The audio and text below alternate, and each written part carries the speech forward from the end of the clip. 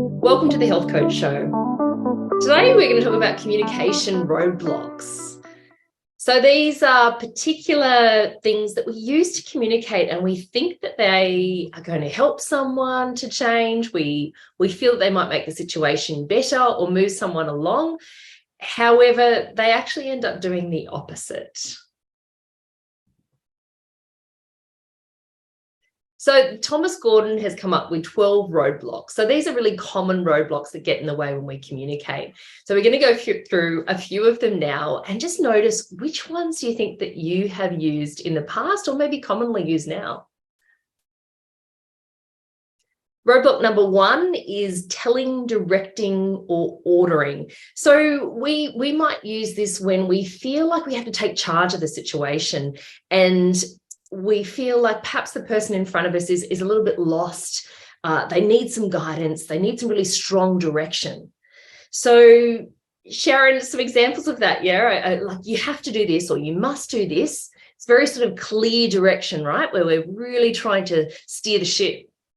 Yeah, absolutely. And we're really, like you said, we think someone needs to change their behavior, and we know what they need to do. So that's what we jump in and start to tell them, you have to do this. You need to get your diabetes under control. You need to stop drinking.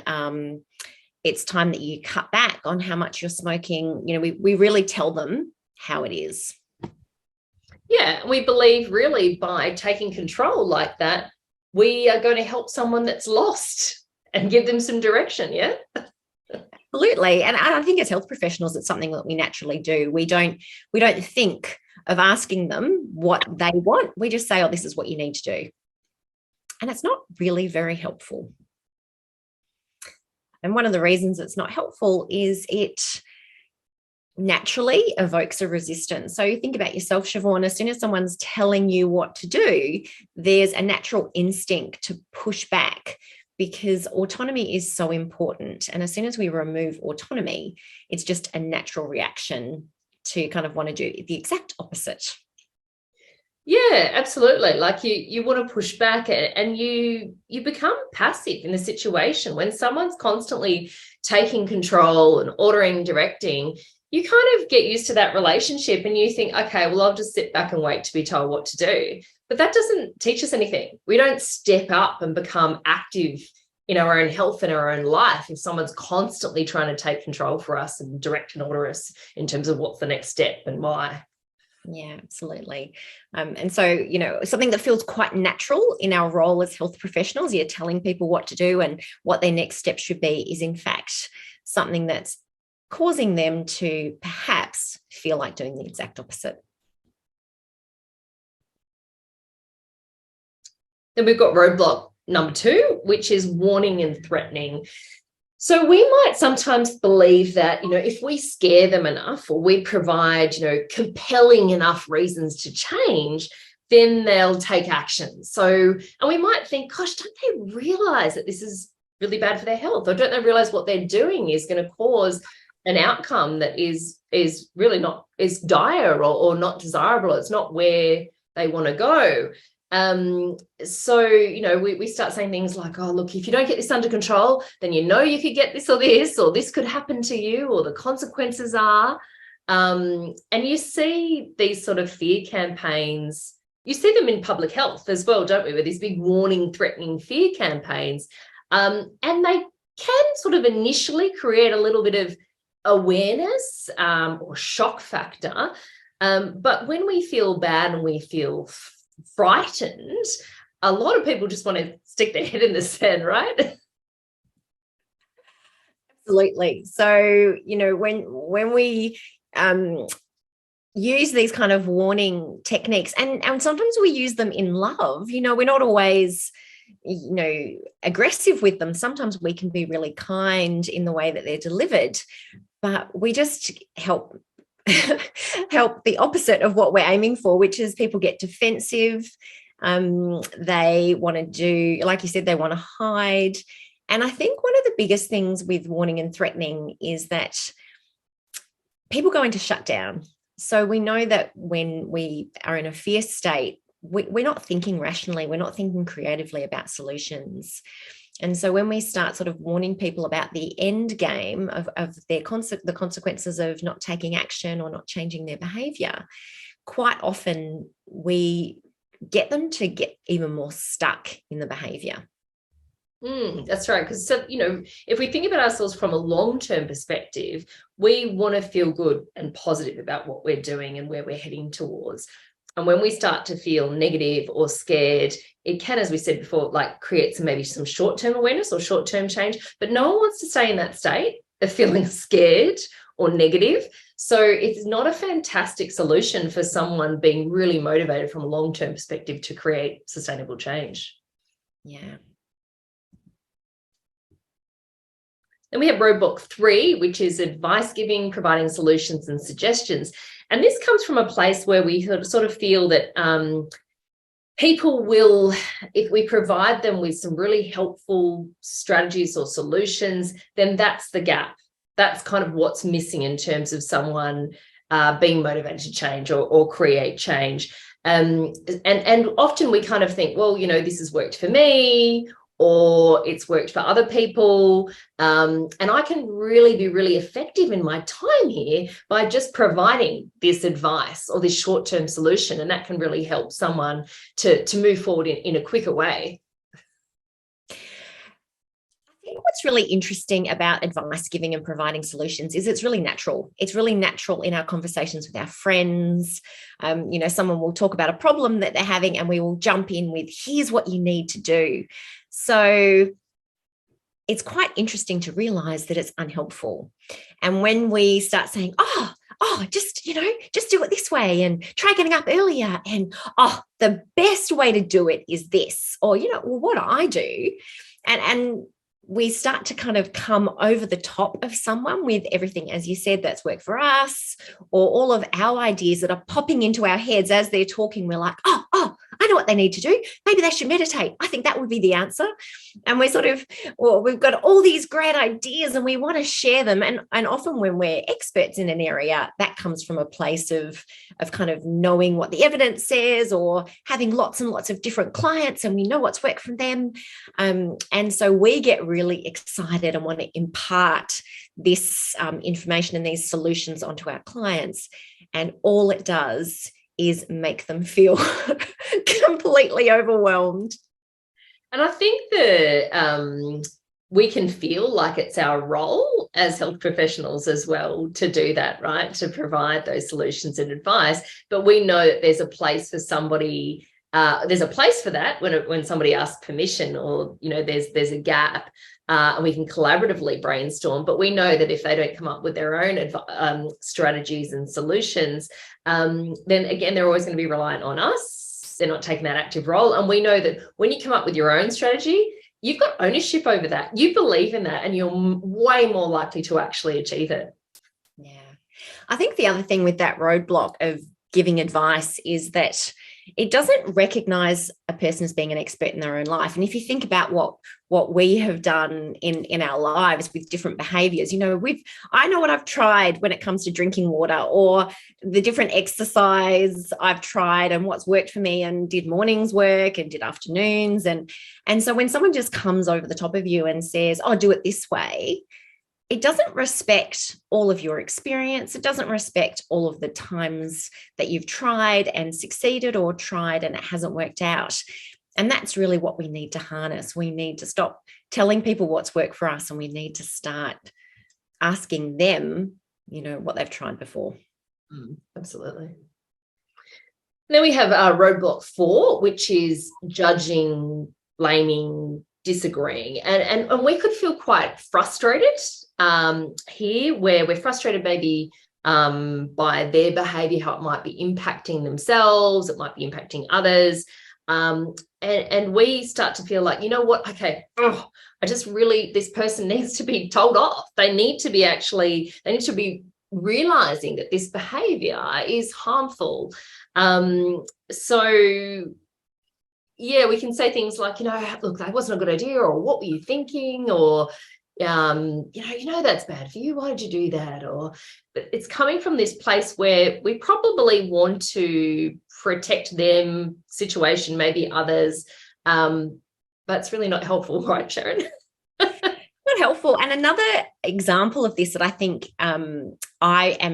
was definitely guilty of in the past was telling someone that what they're thinking is wrong. So really disagreeing. So someone wanted to try, a paleo diet or a diet I didn't agree with. And I would say, well, like the raw food diet. And I'd say, there's no evidence for that. So, just cut them straight off with my expertise, disagreeing with well, that's not a good idea. The raw food diet isn't a good idea. And all it did, rather than support them and help them to see that maybe it wasn't a great choice, all it did was make them feel unheard. And feel like disrespected as well, and feel like, okay, well, again, it's putting you on that superior level to them as opposed to that collaborative approach. And so that's really interesting. Where did you get those ideas from? What would you like to achieve with that? And having that real collaborative discussion where we're supporting someone to come to a safe and effective option, but without just saying, no, that's wrong. You should do this. Yeah. So roadblock number 5 is a little bit similar to one of our earlier roadblocks with giving advice. And it's when we start lecturing to people, we start instructing, we start arguing. So it's kind of a little bit like the one just before. And we say, do you realize that the raw food diet actually doesn't have any evidence to support it? You need to do this because that's what the evidence says. You need to exercise for 30 minutes every day. You need to be eating 5 serves of vegetables. Or when someone, proposes something to us, we say, well, the research tells us that you need such and such. And we really kind of use this, it's almost like a superiority, and we talk down to them and tell them that, we know better. The dismissing, of that idea based on the fact that we are more educated or we are more experienced. And I think this comes from us thinking, well, this person really needs strong guidance from me. They've come to me as the expert. So clearly I need to provide the expert instruction, the expert, what to do. And then giving them that expertise will be the way to steer them in the right direction. Yeah, absolutely. And we're very evidence-based as health practitioners. And so when someone's not following what we believe to be evidence-based, we feel like our role is to correct them. But yeah, it ends up, again, we want to be collaborative. We want to be respectful instead of us taking this superior role where, again, they are passive, they might get defensive, they, again, feel disrespected about things that they actually know or understand already. Again,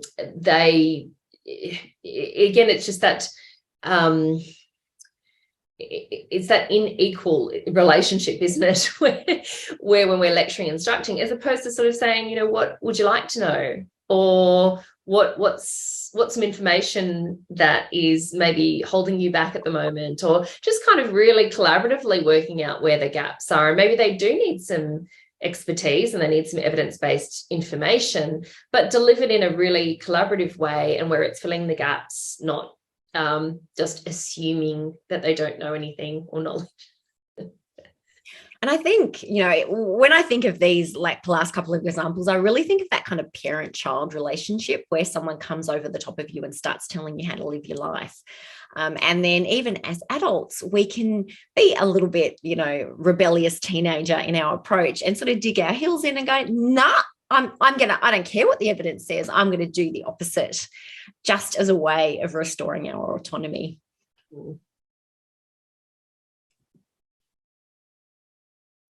Then we have roadblock 6, the reassuring, sympathising, consoling. And I think, we say things like, yeah, me too. And we feel, we feel like this, we want to help and we want to make things better. We might feel a little bit uncomfortable ourselves in the situation, so we might try to brush over or quickly move someone along. But these are sort of things that maybe we've been saying for a long period of time. We've heard people, maybe our family has said it to us, friends have said it to us. And also, it sometimes becomes a little bit push and play, doesn't it, Sharon? Situations where you'll be like, oh, at least you've got your health, or, oh, you poor thing, well, don't worry, tomorrow's another day.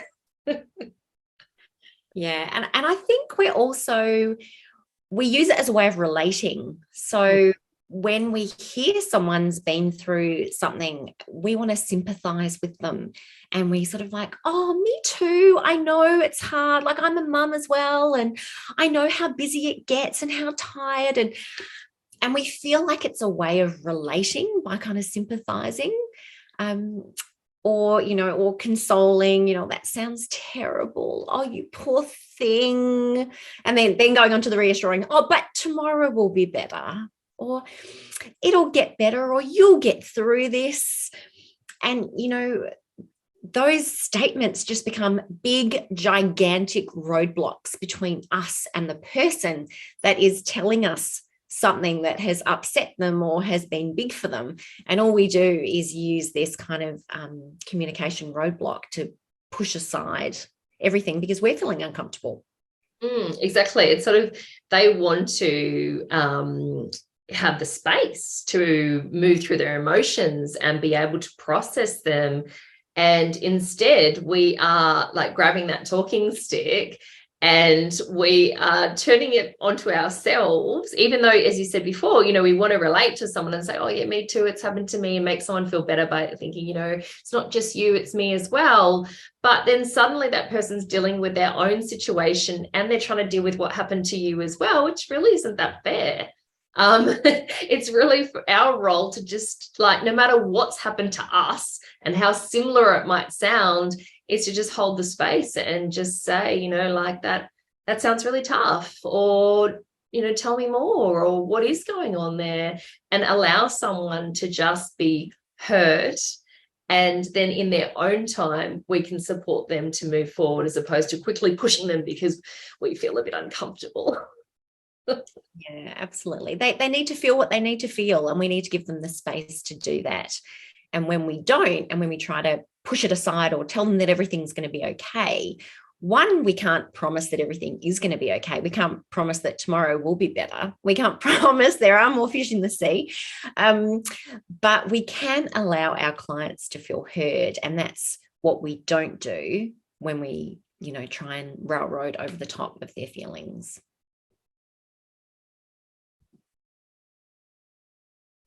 This is an interesting one, isn't it? Talking about children, the distract, divert. Yeah. We kind of think if we can distract a person, we can make them forget about what's going on for them, the hard situation, or, what they're getting upset about. And we kind of think that that's almost like saving them. Like, oh, okay, like, hang on, if we divert or distract right now, they don't have to feel these negative emotions and they can just forget them. But the reality is, if we're not allowing someone to process their emotions, feel heard, and work through this, a distraction is only a short-term solution. I mean, it's all relative with a kid sometimes, but generally a distraction can be a short-term solution, as opposed to, letting someone, as we say, hold that space, go, okay, you know what? I'm ready right now. I feel like I've been heard. I actually feel better, and I feel like I can take the next steps forward.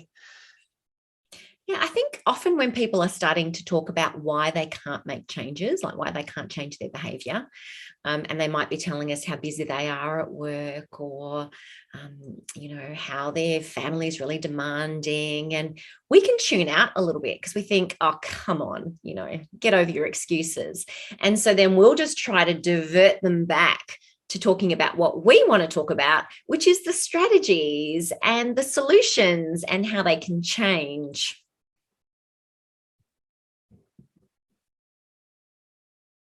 And all we do is, our client just feels shut down. Like, I'm not listening. I'm not interested in your story. Bang, cut them off at the knees.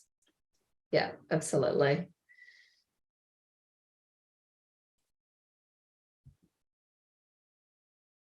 So roadblock 8, praising, approving, agreeing. So this is an interesting one because we want to make someone feel better, and we want to, compliment them because we want to create some more positivity.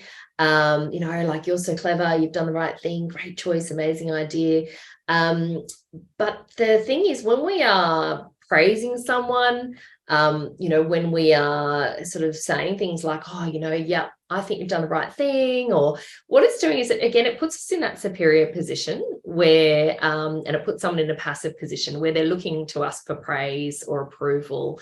And it indicates that our opinion is more important than theirs as well. So it can be like, setting up this sort of relationship where people look to us for praise and for our approval, as opposed to looking within themselves for what they can think about in terms of what they're doing right or what strengths they have. It can also feel insincere as well. Like, again, if we're really uncomfortable and we're just quickly trying to praise someone to change the energy of the situation or move it forward. And it can, result in someone also sort of arguing back because it does feel insincere and it isn't what they need right now. Yeah. And particularly if you think of, I often think of that sort of situation where you've got a child who's not doing anything particularly wonderful and the parents, they're going, great swinging. And I always think, why are you praising your child for swinging on the swing? And although that's sort of a bit of a random comparison, sometimes I think we do this with our clients. We're like, great job, great, well done. And, you can even hear the pitch of your voice go up, like, amazing. I mean, and they might have just said, yeah, like I got here on time. Amazing. Like there's an inconsistency between how amazing we're saying it is and the action that they actually took. And when you're on the receiving end of that, and sometimes, I guess now in my older years and health coach years, I have come back and said, well, it's not really that amazing, is it? Like, it's not that hard. Because I felt it was insincere, and I felt like, why are you praising me for something so simple like that? So it's everyone feels it. So unless we're just legitimately, asking someone how they feel about the situation first. How do you feel about the fact you can swing without a push? Or using another strategy where we're getting someone to reflect on their own strengths and how they and their own resources and how they feel about a situation, then this technique can definitely just do the absolute opposite of what we're intending. Instead of someone feeling good, just feeling like, you know what, no, I don't feel respected here, or it's the opposite. Yeah, that whole kind of, we want people to be looking to themselves for approval. We don't want them relying on us to be looking to us for approval. Did I do a good job? Was that amazing? We want them to be assured in themselves that they're doing a good job and that what they're doing is amazing for them.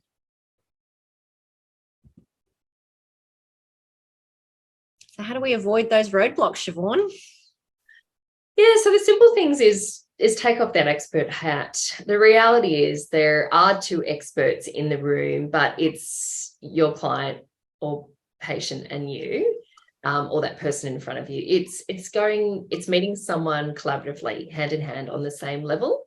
And it's just getting really curious instead of assuming. I think a lot of these roadblocks come in because we are assuming straight away, as opposed to just asking someone questions around, how are you feeling? Or how has, when you felt like that in the past, what resources have you used? Or just reflecting, where they're at the moment, and being really, really open in terms of us really listening to someone and being really present with them and comfortable in ourselves to just sit with that situation and hear people. And then when they feel heard, be able to help them find their own motivation and solutions and affirm, as opposed to the praise or approval. So Sharon, do you want to talk more to that? I think, these, although we're talking about, these skills in terms of a health professional context, I think we use a lot of these roadblocks personally in all of our relationships. If we think about the way we talk to our friends, of the way we talk to our parents or our siblings, even some colleagues that we work with. And so these solutions are not just if you've got a client in front of you, but if you've got anyone in front of you and you're having a conversation and they're talking about an area that they're struggling with or something that they're thinking of doing, we feel like we're there to impart information and to tell them what to do and to warn them against dangers. But actually, often people have the solutions inside of them. And so whether it's a client or whether it's someone that you're not in a client relationship with, these are the same skills that you use to help someone be empowered to find out a way forward that actually suits them and is going to work based on all of their experience and based on their preferences.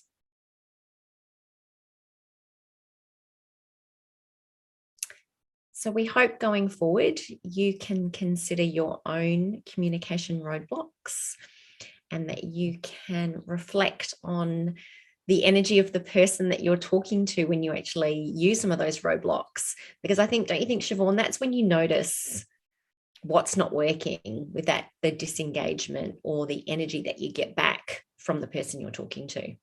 Oh, it's the biggest guide, I think, and someone will shut down or they start talking maybe just in one or two words. Body language might shut down. There's definitely, I think, that energy, and that's fine. If that's happened, you notice it and then you correct it, and you can apologize too. Sorry, actually, could I reword that? Or actually, I'm just really curious, what is going on for you right now? Yeah. And, curiosity and that open, flexible approach will always win. So yeah, feel free to connect with us. There's our email address and our website and social handles as well. We'd love to hear from you. And of course, we have plenty of courses online, both self-paced and blended, and mentoring groups. So we hope you've enjoyed today's session on communication roadblocks, and we look forward to speaking to you again soon. So our website's accreditedhealthcoaching.com.au, and you'll find a whole lot of resources, some more free webinars like this, as well as all of the information about the courses that we offer.